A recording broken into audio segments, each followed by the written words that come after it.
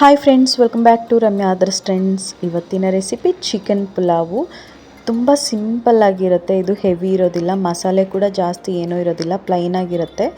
ಮಕ್ಕಳು ಮತ್ತು ಈ ಥರದವರು ತುಂಬ ಇಷ್ಟಪಟ್ಟು ತಿಂತಾರೆ. ಅದ್ರ ಜೊತೆಗೆ ನಮಗೆ ಚಿಕನ್ ಗ್ರೇವಿ ಮಾಡ್ಕೊತೀವಿ ಅಲ್ವಾ, ಆ ಗ್ರೇವಿಗೂ ಕೂಡ ಕಾಂಬಿನೇಷನ್ ಆಗಿ ತುಂಬ ಚೆನ್ನಾಗಿರುತ್ತೆ.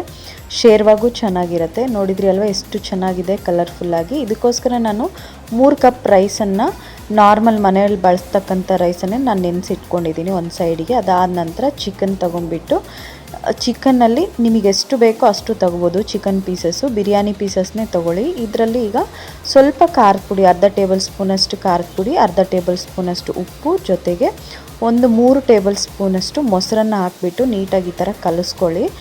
ಜೊತೆಗೆ ನೋಡಿ, ರೈಸನ್ನು ನಾನು ಈ ಕಪ್ಪಲ್ಲಿ 3 ಕಪ್ ತೊಗೊಂಡಿದ್ದೀನಿ. ನೀವು ಯಾವ ಕಪ್ ತೊಗೊಂಡಿರ್ತೀರೋ ಅದೇ ಕಪ್ಪಲ್ಲಿ ಅಳತೆಗೆ 1 ಕಪ್ಪಿಗೆ 2 ಕಪ್ಪನ್ನು ನೀರು ಹಾಕಬೇಕಾಗುತ್ತೆ. ಇದನ್ನು ನಾನು ಕುಕ್ಕರಲ್ಲಿ ಮಾಡ್ತಾಯಿದ್ದೀನಿ. ಕುಕ್ಕರ್ ತೊಗೊಂಬಿಟ್ಟು ಇದರಲ್ಲಿ ನಾವು ಒಂದು 3ರಿಂದ 4 ಟೇಬಲ್ ಸ್ಪೂನಷ್ಟು ಎಣ್ಣೆ ಹಾಕ್ಕೊಬೇಕು. ಎಣ್ಣೆ ಹಾಕ್ಕೊಂಡ್ಬಿಟ್ಟು ಒಂದು 3 ಬಿರಿಯಾನಿ ಎಲೆ, 1 ಏಲಕ್ಕಿ. ಮಸಾಲೆ ಜಾಸ್ತಿ ಇರೋದಿಲ್ಲ ಇದರಲ್ಲಿ, ತುಂಬ ಪ್ಲೈನ್ ಆಗಿರುತ್ತೆ, ಹೆವಿ ಅನಿಸೋದಿಲ್ಲ. ನೋಡಿದ್ರಿ ಅಲ್ವಾ, ಇದರಲ್ಲಿ ಸ್ವಲ್ಪ ಚಕ್ಕೆ ಹಾಕ್ತಾಯಿದ್ದೀನಿ, ಜೊತೆಗೆ ಸ್ವಲ್ಪ ಕಾಳುಮೆಣಸು, ಅದ್ರ ಜೊತೆಗೆ 2 ಲವಂಗ. ಅದಾದ ನಂತರ ಸ್ವಲ್ಪ ಸೋಂಪು, ಒಂದು 10ರಿಂದ 15 ಬೀಜದಷ್ಟು ಸೋಂಪು, ಮತ್ತು ಮರಾಠಿ ಮೊಗ್ಗು ಹಾಕ್ತಾಯಿದ್ದೀನಿ. ಇದೆಲ್ಲ ಕೂಡ ಲೈಟಾಗಿ ಬ್ರೌನ್ ಕಲರ್ ಬರಬೇಕು. ಆಲ್ರೆಡಿ ನಮಗೆ ಸ್ಮೆಲ್ ಬಂದುಬಿಡುತ್ತೆ. ಸ್ಮೆಲ್ ಬಂದಿದ ತಕ್ಷಣ 3 ಹಸಿಮೆಣ್ಸಿನ್ಕಾಯಿ, ದಪ್ಪ ಹಸಿಮೆಣ್ಸಿನ್ಕಾಯಿ ಇದೆ, ಹಂಗಾಗಿ ನಾನು 3 ಹಾಕ್ಕೊತಾ ಇದ್ದೀನಿ. ಖಾರ ನೋಡಿ ಹಾಕ್ಕೊಳ್ಳಿ. ನೀವು ಸ್ವಲ್ಪ ಖಾರ ತಿನ್ನುವಂಥವ್ರು ಖಾರದ ಪುಡಿ ಬೇಕಿದ್ದರೂ ಆ್ಯಡ್ ಮಾಡ್ಕೋಬೋದು. ಆಮೇಲೆ ಈಗ ನೋಡಿ, ಇದರಲ್ಲಿ ದಪ್ಪ ಈರುಳ್ಳಿನ ನಾನು ಉದ್ದ ಪೀಸಸ್ ಆಗಿ ಕಟ್ ಮಾಡ್ಕೊಂಡ್ಬಿಟ್ಟು ಹಾಕ್ಕೊಂಡಿದ್ದೀನಿ ಇದರಲ್ಲಿ. ಇದನ್ನು ಲೈಟಾಗಿ ಒಗ್ಗರಣೆ, ನಾರ್ಮಲಾಗಿ ನಾವು ಯಾವ ಥರ ಫ್ರೈ ಮಾಡ್ಕೊತೀವೋ ಆ ಥರ ಸ್ವಲ್ಪ ಹಸಿ ಸ್ಮೆಲ್ ಹೋಗೋವರೆಗೂ ಫ್ರೈ ಮಾಡ್ಕೊಂಡ ನಂತರ ಇದರಲ್ಲಿ 1 ಟೇಬಲ್ ಸ್ಪೂನಷ್ಟು ಶುಂಠಿ ಬೆಳ್ಳುಳ್ಳಿ ಪೇಸ್ಟನ್ನು ಹಾಕ್ತಾಯಿದ್ದೀನಿ. ನೋಡಿ, ಶುಂಠಿ ಬೆಳ್ಳುಳ್ಳಿ ಪೇಸ್ಟು ಕೂಡ ಹಾಕಿದ ನಂತರ ಅದು ಕೂಡ ಸ್ವಲ್ಪ ಹಸಿ ಸ್ಮೆಲ್ ಹೋಗೋವರೆಗೂ ಕೂಡ ಫ್ರೈ ಮಾಡ್ಕೊಂಡ್ಬಿಟ್ಟು ಇದರಲ್ಲಿ ಒಂದು ಸ್ವಲ್ಪ ಉಪ್ಪು ಹಾಕ್ಕೊಳ್ಳಿ. ಉಪ್ಪು ಹಾಕ್ಕೊಂಡ್ರೆ ಫ್ಲೇವರ್ ಚೆನ್ನಾಗಿರುತ್ತೆ, ಜೊತೆಗೆ ಈರುಳ್ಳಿ ಫಾಸ್ಟಾಗಿ ಫ್ರೈ ಆಗುತ್ತೆ. ಇದರಲ್ಲಿ ಒಂದು ದಪ್ಪ ಟೊಮೆಟೊ ಚಿಕ್ಕದಾಗಿ ಕಟ್ ಮಾಡ್ಕೊಬೇಕು. ದಪ್ಪ ಟೊಮೆಟೊ ಹಣ್ಣಾಗಿರುವಂಥದ್ದು ಚಿಕ್ಕದಾಗಿ ಕಟ್ ಮಾಡಿಕೊಂಡು ಆ ಟೊಮೆಟೊನೂ ಕೂಡ ಹಾಕ್ಕೊಬೇಕಾಗುತ್ತೆ. ನೋಡಿ, ಈಗ ಇದು ಕೂಡ ಈ ಥರ ಫ್ರೈ ಆಗಬೇಕು. ಟೊಮೆಟೊಸ್ ಕೂಡ ಸ್ವಲ್ಪ ಫ್ರೈ ಆದ ನಂತರ ನಾವು ಮೊದಲೇ ಕಲಸಿಟ್ಕೊಂಡಿರ್ತಕ್ಕಂಥ ಚಿಕನ್ ಏನಿರುತ್ತೋ ಆ ಚಿಕನ್ ಎಲ್ಲವನ್ನೂ ಕೂಡ ಹಾಕಿಟ್ಕೊಬೇಕು. ನಾವು ಚಿಕನ್ನು ಮತ್ತು ರೈಸು ಎರಡೂ ಕೂಡ ಮೊದಲೇ ಕಲಸಿಟ್ಕೊಂಡಿರಬೇಕು. ನಾವು ಮಾಡೋದಕ್ಕೆ, ಒಗ್ಗರಣೆ ಹಾಕೋದಕ್ಕಿಂತ ಮೊದಲು ಕಲಸಿಟ್ಕೊಂಡ್ರೆ ಸಾಕು, ಇನ್ನೂ ತುಂಬ ಹೊತ್ತೇನು ಬೇಕಾಗಲ್ಲ. ನೋಡಿದ್ರಿ ಅಲ್ವಾ, ಈಗ ಮತ್ತೆ ಉಪ್ಪು ಹಾಕ್ಕೊಬೇಕು. ಚಿಕನ್ ಕುದಿಯೋದಕ್ಕೋಸ್ಕರ ಉಪ್ಪು ಹಾಕ್ಕೊಂಬಿಟ್ಟು ಅದಾದ ನಂತರ ಒಂದು ಅರ್ಧ ಟೇಬಲ್ ಸ್ಪೂನಷ್ಟು ಧನಿಯಾ ಪೌಡರು, ಅಂದರೆ ಹಸಿ ಧನಿಯಾ ಪೌಡರ್ ಹಾಕ್ತಾಯಿದ್ದೀನಿ. ನಾರ್ಮಲ್ ಸಾಂಬಾರು ಮತ್ತು ಇದಕ್ಕೆಲ್ಲ ಬಳಸ್ತೀವಲ್ವ, ಆ ಧನಿಯಾ ಪೌಡರ್ ಹಾಕಬಾರ್ದು, ಹಸಿ ಧನಿಯಾ ಪುಡಿ ಹಾಕಬೇಕು, ಮಸಾಲೆ ಕರೀಸಿಗೆ ಹಾಕುವಂಥದ್ದು.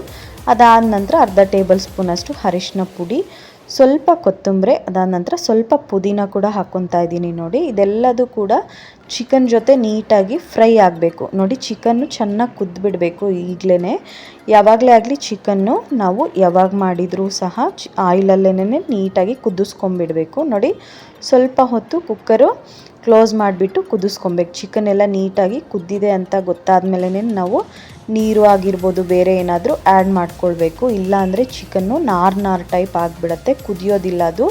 ಈ ಥರ ಎಣ್ಣೆಲಿ ಕುದಿಸ್ಕೊಂಡ್ರೆ ಏನಪ್ಪ ಅಂದರೆ ಸಾಫ್ಟಾಗಿರುತ್ತೆ. ಸ್ವಲ್ಪ ತಳ ಹತ್ಬೋದು ಅಷ್ಟೇ, ಬಟ್ ನೀಟಾಗಿ ಕುದಿಸ್ಕೊಳ್ಳಿ. ಅದೇ ರೀತಿಯೇ ಲಿಡ್ ಕ್ಲೋಸ್ ಮಾಡಿದರೆ ಅದು ಹವೆಗೆ ನೀರು ಬಿಟ್ಕೊಳ್ಳುತ್ತೆ ಅಲ್ವಾ, ಆ ನೀರಲ್ಲೇ ನೀಟಾಗಿ ಕುದ್ಬಿಡುತ್ತೆ. ಈ ಥರ ನೋಡಿ, ಯಾವುದೇ ರೀತಿ ತುಂಬ ತಳ ಹತ್ತಿಲ್ಲ, ಚಿಕನ್ ನೀಟಾಗಿ ಕುದ್ಬಿಟ್ಟಿದೆ.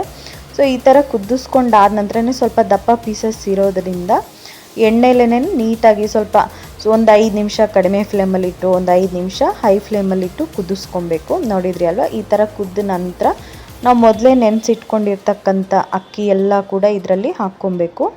ನಾನು 3 ಕಪ್ ಹಾಕ್ಕೊಂಡಿದ್ದೆ ಅಂತ ಅಂದೆ ಅಲ್ವಾ, ಆ 3 ಕಪ್ಪನ್ನು ಕೂಡ ಮಾಮೂಲಿ ಅಕ್ಕಿನೇ ಹಾಕ್ಕೊಂಡಿದ್ದೀನಿ. ನೀವು ಮನೇಲಿ ಬಳಸ್ತಕ್ಕಂಥ ರೈಸನ್ನೇ ಹಾಕ್ಕೊಬೋದು, ಜೀರಾ ರೈಸ್ ಆದರೂ ಹಾಕ್ಕೊಬೋದು. ನಾನು ನಾರ್ಮಲ್ ರೈಸೇ ಹಾಕ್ಕೊಂಡಿದ್ದೀನಿ, ಯಾವುದೇ ರೀತಿ ಬಾಸ್ಮತಿ ರೈಸ್ ಆ್ಯಡ್ ಮಾಡಿಲ್ಲ. ಈ ಚಿಕನ್ ಪುಲಾವ್ಗೆ ಬಾಸ್ಮತಿ ರೈಸ್ ಆ್ಯಡ್ ಮಾಡಿದರೆ ಚೆನ್ನಾಗಿರೋದಿಲ್ಲ, ಹಾಗಾಗಿ ನಾನು ಬರೀ ಪ್ಲೈನ್ ರೈಸ್, ನಾರ್ಮಲ್ ರೈಸನ್ನೇ ಹಾಕ್ಕೊಂಡಿದ್ದೀನಿ. ಈಗ ಇದರಲ್ಲಿ 1:2 ರೇಷಿಯೋದಲ್ಲಿ ನೀರು ಹಾಕ್ಕೊಬೇಕು. ಅಂದರೆ 1 ಕಪ್ಪು ರೈಸಿಗೆ 2 ಕಪ್ಪು ನೀರು. ನಾನು ಅಳತೆ ನೋಡ್ಕೊಂಬಿಟ್ಟು 3 ಕಪ್ ರೈಸ್ ಅಲ್ವಾ, ಹಂಗಾಗಿ ನಾನು 6 ಕಪ್ಪು ನೀರು ಹಾಕ್ಕೊಂಡಿದ್ದೀನಿ. ನೀರು ಹಾಕ್ಕೊಂಡಿದ್ದ ನಂತರ ನೋಡಿ ನೀಟಾಗಿ ಈ ಥರ ಒಂದು ಸಾರಿ ಕಲಿಸ್ಕೊಳ್ಳಿ. ಕಲಿಸ್ಕೊಂಡ ನಂತರ ಫೈನಲಾಗಿ ಸ್ವಲ್ಪ ಕೊತ್ತಂಬರಿ ಸೊಪ್ಪು ಜೊತೆಗೆ ಸ್ವಲ್ಪ ಪುದೀನ ಹಾಕ್ತಾಯಿದ್ದೀನಿ. ಚಿಕ್ಕದಾಗಿ ಕಟ್ ಮಾಡ್ಕೊಂಬಿಟ್ಟು ಹಾಕ್ಕೊಬೇಕು. ಜೊತೆಗೆ ರುಚಿಗೆ ತಕ್ಕಷ್ಟು ಉಪ್ಪನ್ನು ಕೂಡ ನೋಡಿಕೊಂಡು ಈಗಲೇ ಹಾಕ್ಕೊಳ್ಳಿ. ಒಂದು ಸಾರಿ ನಾವು ಕುಕ್ಕರ್ ಲಿಡ್ ಕ್ಲೋಸ್ ಮಾಡಿದ ನಂತರ ಆಮೇಲೆ ನಾವೇನು ಮಾಡೋದಕ್ಕಾಗಲ್ಲ. ಟೇಸ್ಟ್ ಉಪ್ಪು ಖಾರ ಕಡಿಮೆ ಆದರೂ ಜಾಸ್ತಿ ಆದರೂ ಹಾಕಿದರೂ ಚೆನ್ನಾಗಿರೋದಿಲ್ಲ.